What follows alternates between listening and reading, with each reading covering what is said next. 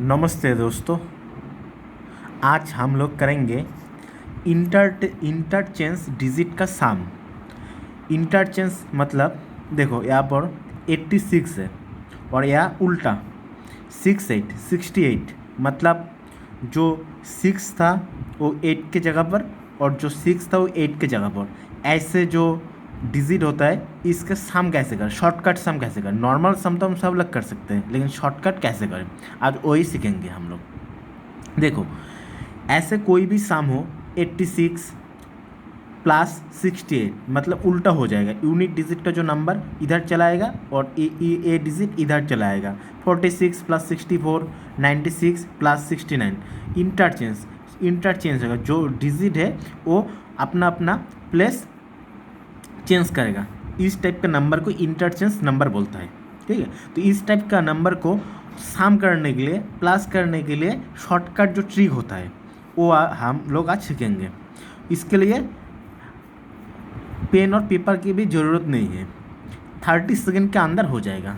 ऐसे easy trick. Okay चलिए, आप देखो किसी भी इंटरचेंज वाला डिजिट का नंबर का सम निकलने के लिए पहले क्या होगा, इसका सम क्या होगा हम पहले बोल सकते हैं। सारे जितना भी इंटरचेंज नंबर का सम अगर निकलने देगा तो उसका सम निकलने से पहले हम यहाँ पर लिख देंगे 11। सबका 11 होगा, सबका क्या होगा 11, सबका 11 होगा।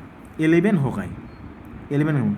11 का क्या 11 इंटू देना होगा, इंटू मल्टीप्लाई करना होगा।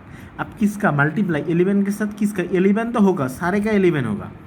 अब 11 के साथ किसका मल्टीप्लाई करना होगा, अब 11 के साथ मल्टीप्लाई करना होगा जो जो जो इंटरचेंज होगा, जो दो डिजिट होगा ना। जैसे यहाँ पर 8 और 6 है, इसका प्लस 8 प्लस 6 का 8 प्लस 6 तो इक्वल टू क्या होता है 14। तो यहाँ पर 14 होगा।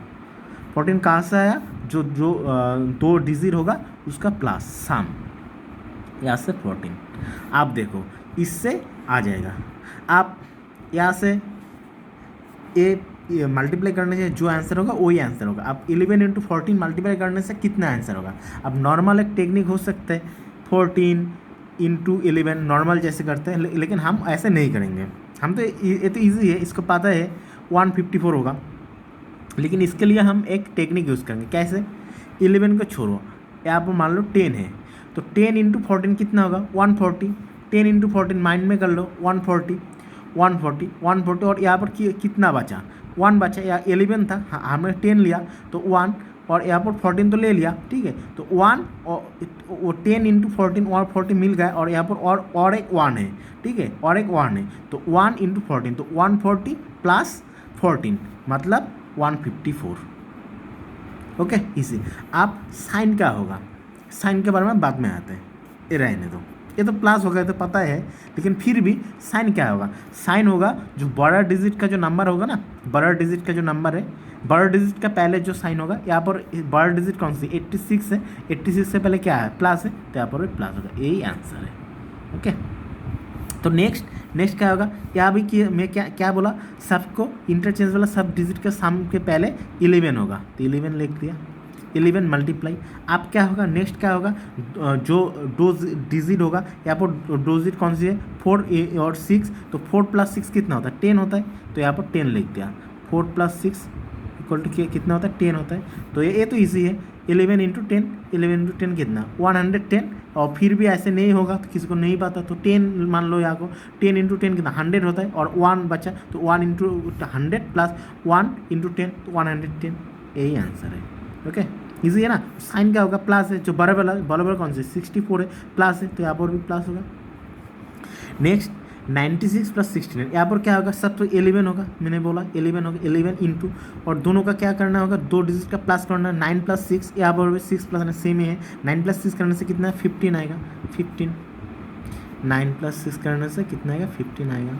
आप 11 इंटू 15 करने से कितना आता है ये तो सबको पता है, लेकिन फिर भी नहीं पता है तो या 11 को 10 मान लो।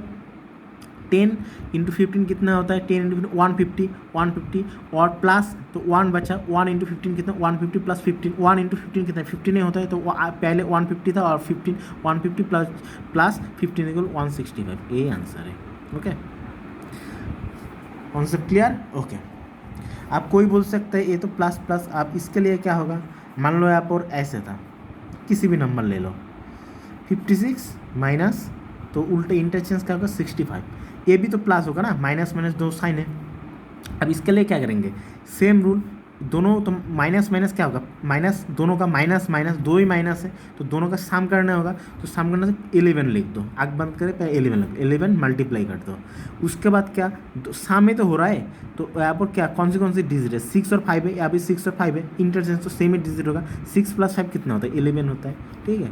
तो 11, 6 + 11 कितना 11 होगा, तो आप कितना होगा 11 × 11 कितना 121, फिर भी नहीं पता है तो 10 मान लो, 10 × 11 कितना हुआ, तो 110 प्लस 1 × 11 तो 110 + 11 120। अब साइन क्या होगा, बराबर पहले कौन से साइन है, माइनस है, तो यहाँ पर माइनस लिख दो, ओके। अब ठीक है, तो इतना ईजी है ये वाला, किसी भी नंबर के लिए होगा।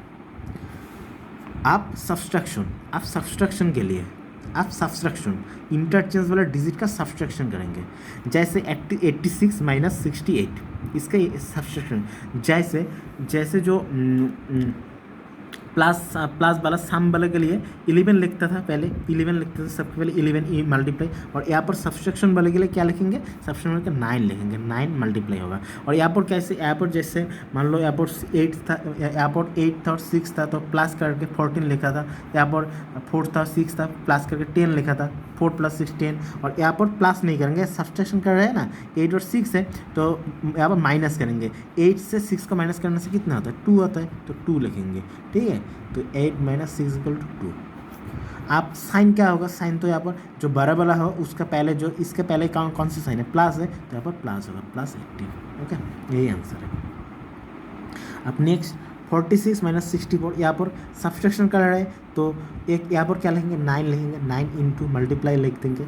यहाँ पर देखो, यहाँ पर क्या होगा, यहाँ पर 4 6 है और 6 4 एक सेम है, तो माइनस करेंगे, 6 से 4 का माइनस करने से कितना आएगा 2 आएगा, 6 में 2 आएगा, 2 लिख दिया, वो सेम ही आ गया यहाँ पर, ठीक है, 2 आ गया, तो 6 - 4 = 2 लिख दिया। अब 18, अब यहाँ पर साइन क्या आएगा, साइन देखो बड़ा कौन है, 46 बड़ा है या 64, 64 बड़ा है, 64 के पहले कौन सा माइनस है, तो यहाँ पर माइनस होगा, ठीक है।